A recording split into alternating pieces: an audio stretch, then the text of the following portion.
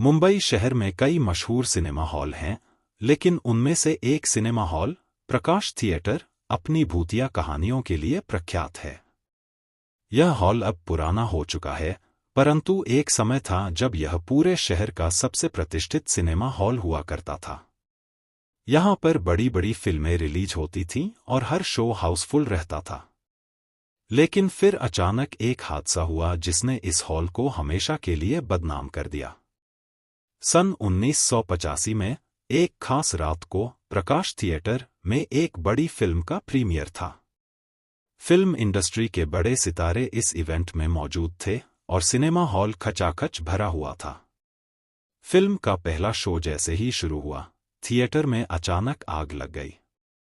आग इतनी भयंकर थी कि हॉल में बैठे कई लोग उसमें फंस गए और उनकी दर्दनाक मौत हो गई। कुछ लोग कहते हैं कि यह आग एक तकनीकी खराबी की वजह से लगी थी, जबकि कुछ का मानना था कि यह हादसा नहीं बल्कि किसी की सोची समझी साजिश थी। इस घटना के बाद से प्रकाश थिएटर को बंद कर दिया गया। लोग मानते थे कि जो लोग उस रात मारे गए थे, उनकी आत्माएं अभी भी वहां भटक रही हैं। कई सालों तक यह हॉल वीरान पड़ा रहा, लेकिन समय बीतने के साथ इस भयानक हादसे को लोग भूल गए।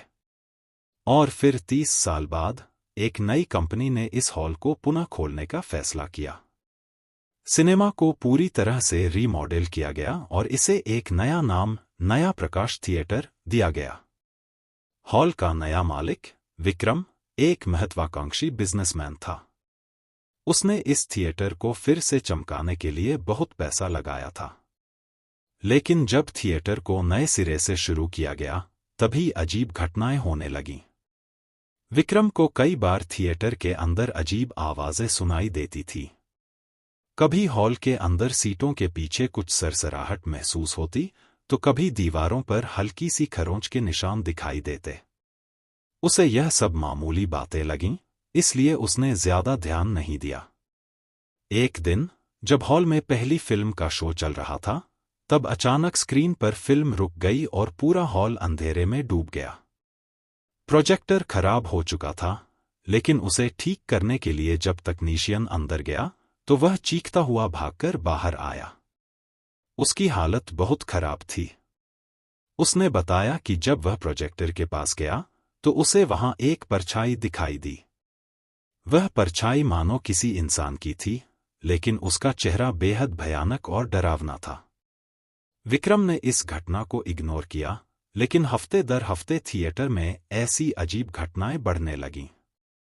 एक रात विक्रम थिएटर के दफ्तर में बैठा था, जब उसे साउंड सिस्टम से किसी के हंसने की आवाज सुनाई दी।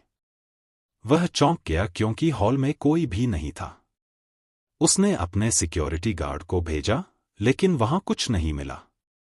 गार्ड ने बताया कि हॉल में एकदम सन्नाटा था, लेकिन विक्रम को यकीन हो गया कि कुछ अजीब जरूर हो रहा है। वह रात विक्रम के लिए सबसे डरावनी साबित हुई।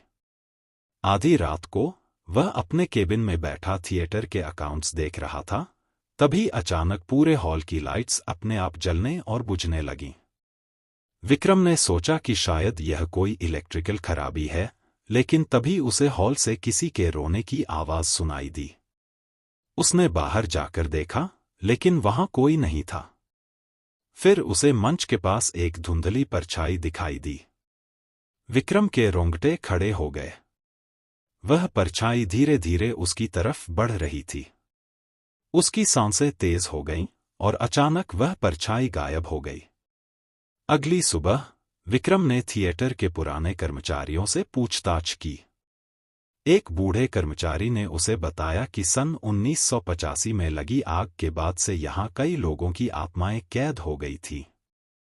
वह आदमी भी उस रात थिएटर में मौजूद था और उसने कई लोगों को अपनी आंखों के सामने जलते हुए देखा था। उसने बताया कि खासकर एक महिला, जो प्रेग्नेंट थी, उसकी मौत बेहद दर्दनाक तरीके से हुई थी। वह उस रात अपने पति के साथ फिल्म देखने आई थी, लेकिन आग लगने के कारण वह बच नहीं सकी। माना जाता है कि उसी महिला की आत्मा यहाँ भटकती है और वह अपने बच्चे को ढूंढ रही है। विक्रम ने यह सब सुनकर थिएटर बंद करने का फैसला किया, लेकिन उससे पहले उसने एक तांत्रिक को बुलाने का सोचा। तांत्रिक ने आकर थिएटर के हर कोने का मुआयना किया और कहा कि यहाँ आत्माओं का वास है जो शांति नहीं पा रही हैं। उसने हवन करने की सलाह दी ताकि आत्माओं को मुक्ति मिल सके।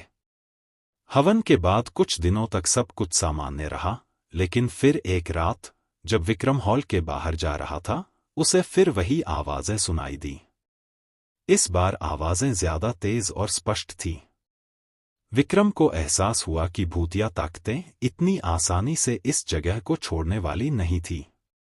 विक्रम ने थिएटर को हमेशा के लिए बंद करने का फैसला किया।